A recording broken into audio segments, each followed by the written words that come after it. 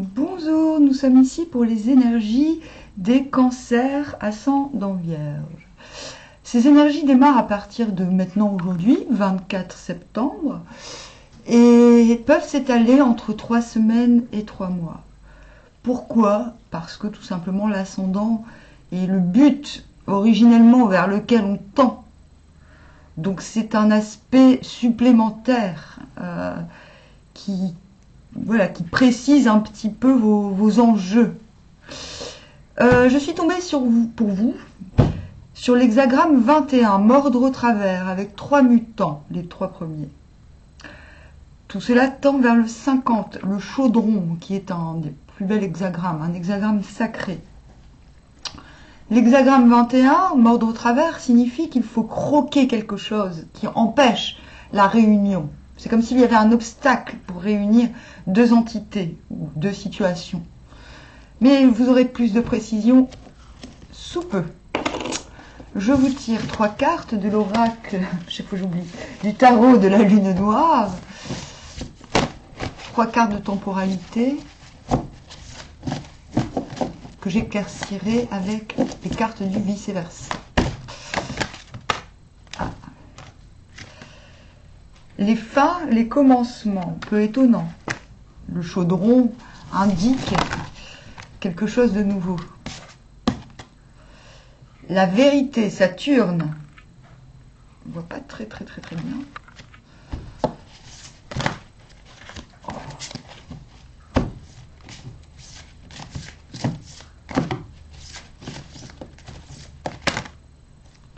Mars, la force, eh bien, dis donc, que du rouge, que du orange. C'est un beau tableau. Nous avons en dos de deck Pluton, la transformation. C'est très nébuleux. Que puis-je dire?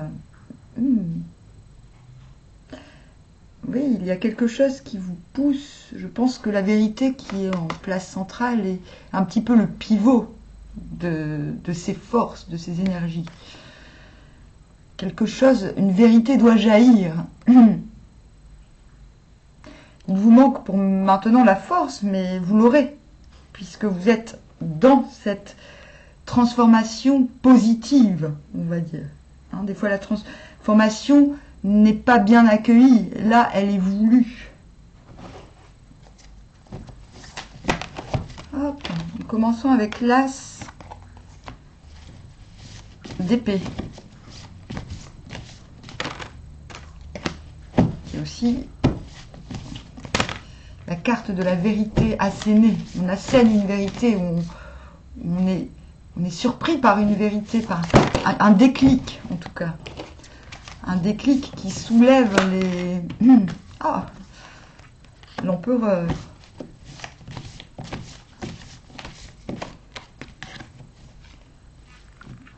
La reine de bâton à l'envers.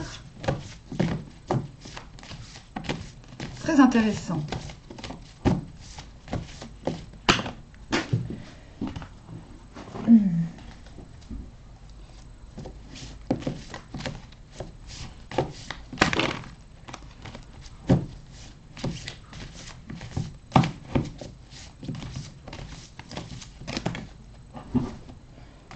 La maison de Dieu à l'envers.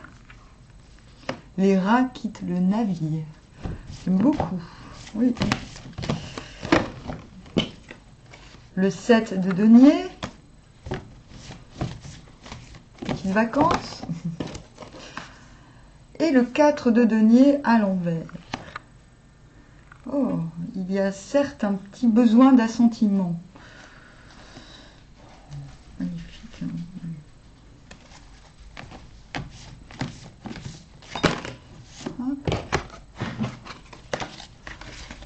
Je prends une carte de synthèse. Oh, très bien. Elle n'a même pas voulu se retourner. Eh bien, vous avez un jeu dense. As de coupe, ni plus ni moins. Je reviens. Je vais jeter un œil à la fenêtre parce que j'entends mes petits poussins.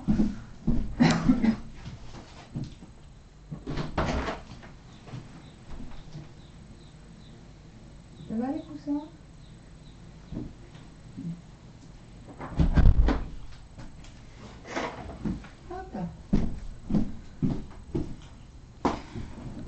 Hop là. Bon, avant d'en dire plus, je m'en vais vous lire les différents mutants. 9 au commencement signifie attaché par les pieds dans les fers, de sorte que ses orteils disparaissent. Pas de blâme. Lorsqu'une peine est affligée à quelqu'un à sa première tentative de mal faire, le châtiment demeure léger. Le coupable a seulement les orteils recouverts par les entraves et devient par là exempt de blâme. C'est un avertissement pour qu'il s'arrête à temps sur la voie du mal. Je vais lire quand même le deuxième livre. Je vais vous dire pourquoi. Parce que je ne sais pas de quel côté le prendre. S'il s'agit de quelqu'un ou de vous-même, cette situation.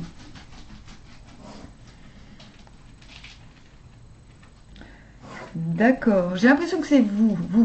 Vous subissez quelque chose. Là c'est lorsqu'on commence. Temporellement, c'est... Voilà, nous sommes dans la première phase. Il y a 3 traits, 3 phases, tout va bien. Je pense que ce qui motive un changement, la fin et le commencement, et la nécessité d'asséner une vérité ou d'être asséné par une vérité, c'est cela. C'est le fait d'être, peut-être de se sentir bloqué et de se dire, mais oui, je comprends pourquoi je suis bloqué, je n'ai pas fait ce qu'il fallait faire. D'où le sentiment de punition. Il ne peut pas se mouvoir. Mais on dit aussi pas de blâme. Les orteils disparaissent, cela signifie qu'on ne sait plus où diriger son désir, son élan. Je ne parle pas forcément de désir sexuel, c'est l'élan vital. Il y a quelque chose qui est entravé. Et je pense que c'est ce qui vous fait réfléchir et vous dire que quelque chose doit changer. Et on vous dit c'est un avertissement pour vous arrêter à temps sur la voie du mal, donc sur quelque chose qui ne vous convient pas. Et je pense que c'est là où on en est, là maintenant tout de suite, au moment où vous regardez cette vidéo. D'où laissons les rats quitter le navire, d'où j'obtiens une certaine vérité sur moi-même. C'est très intéressant, c'est très fort, d'où la fin et le commencement. Il y a quelque chose qui doit se dérouler de manière nouvelle dans votre vie. Des fois, les mots sont durs, il ne faut pas les prendre... Vous pouvez les prendre au pied de la lettre si vous êtes, comment dire, avisé, c'est-à-dire avisé... Si vous avez un minimum d'humour, c'est intéressant de les prendre au pied de la lettre. Maintenant, ne les prenez pas au pied de la lettre si vous êtes impressionnable, les mots du Viking. Il faut toujours, si vous n'êtes pas capable de relativiser, tout en prenant ces mots dans leur force et dans leur puissance, voilà, écoutez juste mes conseils. Voilà. Moi, j'essaye justement de relativiser. C'est pour ça qu'il est important de tirer les cartes en même temps pour donner une valeur plus, comment dire, plus colorée, on va dire, plus colorée de ces oracles, plus nuancée. Après, je pense quand on est expert en Viking, on voit instinctivement, c'est mon cas, quand je tire le Viking, je vois toutes les possibilités comme dans un éventail qui s'ouvre, vous voyez. Tout cela ne peut pas se traduire comme ça en vidéo. C'est pour ça que les cartes sont quasiment obligatoires pour nuancer mes propos. On ne peut pas se permettre d'être très synthétique au Viking dans du général. Voilà, parce que je le répète, c'est l'oracle le plus précis que je connaisse. Alors, si c'est à la deuxième place, signifie « il mord dans de la viande tendre, si bien que le nez disparaît, pas de blâme ». Dans le cas présent, le juste et l'injuste, nous sommes dans la vérité, se laissent aisément discerner. C'est comme si l'on mordait dans de la viande tendre. Je vous ai dit, le 21, c'est le fait de mordre dans quelque chose qui empêche la réunion, l'accomplissement de quelque chose. Mais on tombe sur un pécheur endurci. C'est pourquoi, sous l'effet de la colère, on va un peu trop loin dans l'irritation. Ah. Le fait que le nez disparaisse pendant qu'on mord signifie qu'en s'emportant, on perd la subtilité du flair. Cependant, le dommage n'est pas grand parce qu'en lui-même, le châtiment est juste. Là, vous vous retrouvez dans une situation d'être obligé de rétablir une certaine vérité. Le fait que vous soyez empereur montre qu'il n'y a, on le dit, il n'y a pas de blâme dans le fait de faire preuve d'autorité de manière... bon, voilà. Je ne pense pas que vous allez faire preuve d'autorité de manière absolue et constante, mais dans une certaine situation, on vous dit, même si vous vous emportez un peu, vous en avez le droit parce que le châtiment est juste. J'ai l'impression que dans la première phase, puisque nous avons la maison de Dieu à l'envers, la maison de Dieu à l'envers, c'est le fait aussi d'accompagner le bouleversement, l'écroulement. C'est pour ça que j'appelle cette carte « Laisser les rats quitter le navire ». J'ai l'impression que ce petit blocage que vous avez en début de tirage, là, en début de période, vous montre une vérité sur l'humanité, sur l'inhumanité peut-être. Et que cette deuxième période vous permettra, cette vérité vous permettra d'agir, de mordre, si je puis m'exprimer. Et on vous dit, même s'il n'y a pas de blâme, parce que le châtiment est juste, puisque les décisions seront justes, puisque vous avez le pouvoir, entre guillemets, de mordre, on vous dit qu'il n'y a pas de blâme, mais que cela risque de vous demander de réévaluer, ce qui est normal, vos options. Cette carte n'est pas mauvaise en elle-même, c'est le fait de devoir prendre un temps de recul pour être objectif. Voilà, sur la manière dont on doit prioriser le renouveau, parce que les choses ont changé, l'état des choses a changé, maintenant il faut redéfinir la priorité de chaque action. Si vous aviez prévu de partir en vacances au mois d'octobre, peut-être que finalement vous allez vous dire, bon, finalement je vais partir en vacances en novembre ou décembre, parce que là il y a une urgence, je gagne des sous d'abord. Non, bon, un petit exemple à la CON. C'est-à-dire il y a des conséquences à l'irritation, il y a des conséquences, c'est ce qu'on vous dit. Il y a des conséquences à la colère, mais la colère est souvent saine. Elle peut l'être. En tout cas, c'est ce que cet hexagramme nous dit. La colère apporte une certaine clarté. Elle apporte une tension qui s'envole aussitôt. Voilà, ce n'est pas une tension pernicieuse, c'est comme l'orage. L'orage, quand il y a de l'orage, il y a un éclair, on est éclairé, et puis tout de suite après, on est soulagé. Les tensions dans l'air se dissolvent. Je me souviens d'un épisode des Simpsons où les médecins se penchaient sur Homer pour savoir pourquoi il n'avait jamais de cancer. Et ils ont trouvé, parce qu'il se met tout le temps en colère. Et oui. Alors, pendant que tous ses voisins se retenaient et somatisaient, vous voyez. Enfin bon, bref. Je ne dis pas qu'il faille se mettre en colère, mais je dis que là, il s'agit d'une colère quasi divine, qui risque de vous amoindrir pendant un certain temps. On vous dit qu'il n'y a pas de blâme à ça, puisque cette colère est légitime. En tout cas, cette colère est d'autant plus légitime que vous êtes central, vous êtes l'empereur. 6 à la 3e place, donc nous sommes la force, Mars. Il y a une continuité là. Il mord dans de la vieille viande séchée et tombe sur un morceau empoisonné. Petite humiliation, pas de blâme, effectivement. Avec la reine de bâton à l'envers. Oui, 2 personnages à l'envers. Le châtiment doit être exécuté par quelqu'un qui n'a pas le pouvoir et l'autorité nécessaires pour cela. L'enjeu est vraiment de réussir ce changement. Hein. Il y a un changement en vue là. C'est pourquoi les condamnés ne s'y soumettent pas. Il s'agit d'une vieille affaire symbolisée par du gibier salé et l'on s'y heurte à des difficultés. En fait, il y a quelque chose de très ancien, enfin de très... Bon, est-ce que c'est une affaire avec un ex? Bon, il y a quelque chose, ou alors de la famille, je sais pas, il y a quelque chose, en tout cas, qui dure dans le temps. Il y a quelque chose, une affaire qui n'est pas réglée, et même si vous avez réussi à taper du poing sur la table de manière efficace, on a quand même l'impression que là, on vous demande, finalement, on vous dit que de persévérer dans la rancune, de persévérer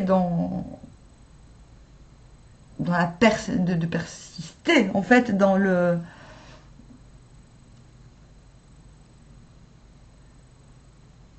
Ah, je ne sais pas comment dire, en fait.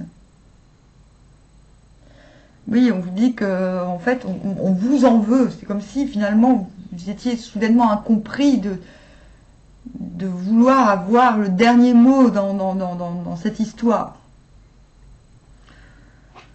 On s'attire une haine empoisonnée à s'occuper de cette histoire. On se met ainsi dans une situation quelque peu humiliante. Mais comme l'époque le voulait ainsi, on demeure cependant exempt de blâme. Donc encore une fois, on dit il n'y a pas de blâme. C'est-à-dire que cela ne va pas vous compromettre. Mais ce qu'on vous dit aussi, c'est que cela risque de, encore une fois, vous diminuer votre image, entre guillemets. Votre cohérence dans l'environnement immédiat. Peut-être qu'on ne va pas comprendre cet excès de force et de dévouement dans la conclusion de... Ce n'est même plus un conflit, là. Non, c'est de la rancune. Je pense qu'il y a quelque chose de l'ordre de la rancœur qui concerne, je pense, l'intégrité. Parce que la reine de bâton est quand même quelqu'un d'intègre. D'intègre et de spontané. Là, il y a une difficulté à demeurer spontané. Il y a une sorte d'inquiétude qui pèse sur l'affaire. C'est comme si aussi on vous en voulait, on vous demandait avec le 4 de denier à l'envers d'être plus généreux. On vous demandait de lâcher prise sur certains points et que vous en étiez encore incapable. En tout cas, on vous dit qu'il n'y a pas de blâme. Donc si tel est votre désir, si vous voulez rester sur vos positions et vous détourner du compromis, on vous dit qu'il n'y a pas de blâme, même si vous vous sentirez sûrement humilié car incompris.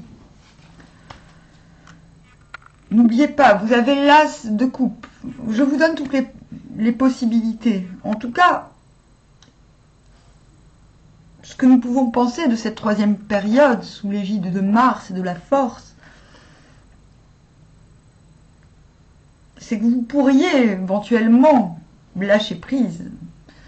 Mais il y a quelque chose en vous qui vous fait sentir que non, qu'il vous faut garder cette position de force. Vous n'allez pas plier, en quelque sorte. Parce que ce changement que vous avez initié, ou qui s'est initié de manière quasi magique, on va dire, cette vérité qui vous fait ressentir la nécessité d'un changement radical. Je pense qu'il était question de ça aussi, il me semble, dans le général des cancers. Ce changement est promis puisque nous nous rendons... Ah, c'est génial, en plus, l'as de coupe pour le chaudron, c'est magnifique. Vers le chaudron. Ainsi, l'homme noble affermit le destin en ajustant sa position. Vous voyez le chaudron magique, le chaudron de résurrection, c'est un peu ça. Le chaudron, c'est l'endroit où l'on prépare les aliments afin de les bonifier. Mais nous y mettons les aliments bruts et nous en faisons des plats raffinés. Vous voyez? C'est le chaudron magique.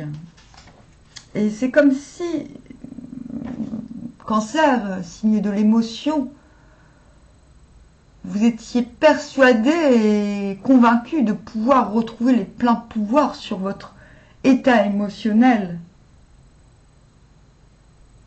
Et que cette force était d'autant plus justifiée. C'est très intéressant là, ce tirage, parce que je trouve que les vierges ont des... Bon, je connais un peu tous les signes, pour les avoir côtoyés, depuis mon enfance d'ailleurs. C'est vrai que je ne reconnais pas trop les vierges. Je suis très étonnée des tirages des vierges actuellement. Et un peu des cancers aussi. Donc ce tirage, oui, est très étonnant, mais voilà. Mais c'est pour ça que j'aime faire les signes. Parce qu'à chaque fois, je suis surprise par ce que les énergies proposent aux signes, par les enjeux qui sont proposés. Cela donne beaucoup d'informations, beaucoup plus étendues finalement. Quand on s'extrait du signe, on se dit, waouh, quand on fait la synthèse de tous les signes, on se dit, il y a une telle résonance finalement.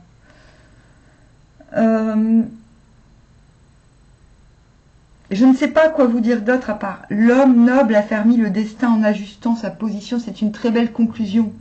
Quand je vous dis, on vous dit à chaque fois il n'y a pas de blâme, même si vous auriez pu faire autrement. Et là on vous dit, ben non, en fait, le chaudron, suprême fortune. Je ne sais pas comment vous expliquer mieux. En fait, je ne peux pas vous l'expliquer autrement. C'est-à-dire, je pourrais vous lire tout l'hexagramme.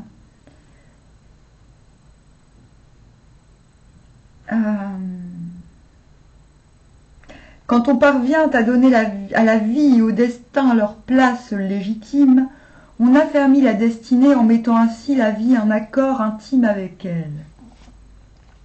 Voilà. Ces paroles renferment des indications sur la manière de cultiver la vie, telles qu'elles se transmettent oralement dans l'enseignement secret du yoga pratique chinois.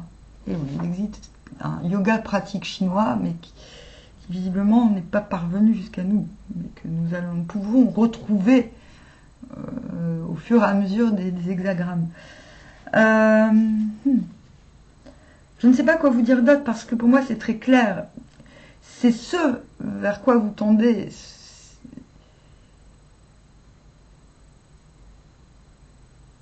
Ajustez votre position et œuvrez main dans la main avec le destin. Ne plus être le jouet de la destinée, mais être son coéquipier en quelque sorte. Cela vous est promis, donc je ne vais pas m'attarder sur le chaudron parce que je pense que cela résonnera en vous, compte tenu de ce que nous avons eu.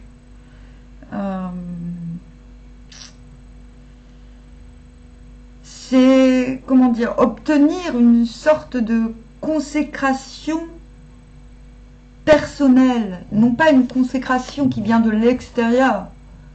C'est comme atteindre un idéal qui ne concerne que soi-même. C'est la vision que l'on a du monde parfait de la façon, de l'art de vivre, plus clairement, qui prend corps. Et c'est votre but en fait. Donc gardez votre force, gardez, même si il y aura peut-être des périodes où l'on vous dira non, non, non, ce n'est pas comme ça que tu aurais dû faire. Les cartes vous disent non, il n'y a pas de blâme. Même si on vous... Voilà, non, vous êtes bien parti, vous êtes vraiment bien parti pour ce changement, pour cette trouvaille de votre idéal d'art de vivre. Voilà. Oh, c'est un très beau tirage. Merci Gloria de nous avoir donné, de nous avoir demandé, de m'avoir demandé ce tirage. Cela servira peut-être à d'autres cancers ascendant vierge. Gloria m'avait demandé aussi que je fasse la lune en Verseau. Je vais quand même tirer une carte, même si ce n'est pas prévu, parce que là, ça devient hyper précis. Oh, maison 1, le corps, que disais-je? Eh ben, retrouver un épanouissement, c'est l'enjeu. Enfin, je ne sais pas, Gloria, si cela te cause. La lune, je pense que la dernière phrase que j'ai dite, c'est d'être oui, une des dernières phrases, être le coéquipier du destin. D'incarner, il faut incarner cette... comment dire, dans la matière cet idéal d'art de vivre. Peut-être, Gloria, faudra-t-il que tu, pendant cette période, que tu écoutes particulièrement ton corps. Je ne dis pas que les autres non. Je dis juste que ton corps sera ton principal allié. Tu sauras quand il faut dire non, quand il faut dire oui. Il y a des moments où on ne supporte pas, par exemple, d'être malade. Ben là, ce qu'on est en train de te dire, c'est si ton corps tombe malade, profite. Dis oui. Oui, ok. Et je pense que quand le corps intervient, c'est qu'il y a une nécessité de redescendre, de se réancrer. L'ancrage, ce n'est pas le fait d'être scotché au sol, pas que. C'est le fait d'appréhender le présent plutôt que de se projeter. Et on est en train de te dire, Gloria, que la force, ta force, grandira avec ta façon d'appréhender le présent, d'y être réceptif, d'y être attentif.